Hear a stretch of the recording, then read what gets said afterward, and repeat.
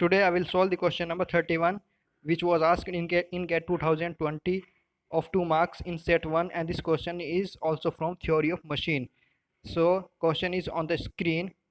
In this question we have to calculate the natural frequency of the system, and this is a pulley and spring mass system. So in this question we have to calculate the natural frequency of the system. Okay, so I will solve this question by using energy method. According to energy method, derivative of kinetic energy plus potential energy is equal to 0. So first I will look at this spring which has constant 2k. So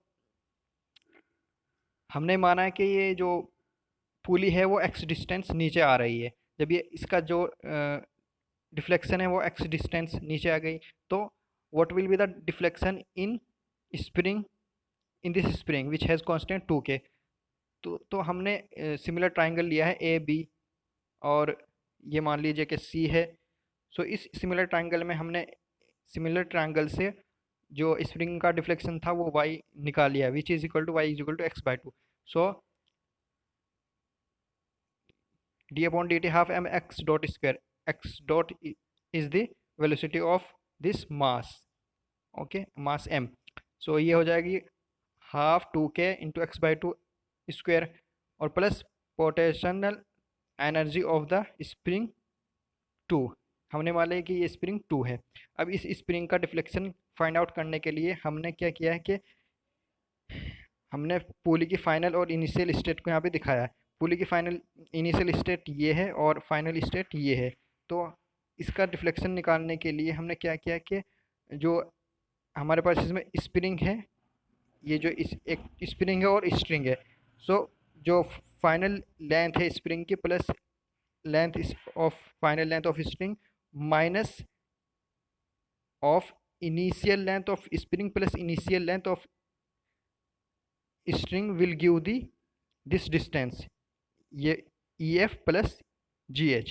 यानी कि जो final जो length है spring plus string, उसमें से हमने initial length spring plus string को subtract किया है. उस सब्सट्रैक्ट करने के बाद हमारे पास ये वाली डिस्टेंस प्लस ये डिस्टेंस आ जाएगी.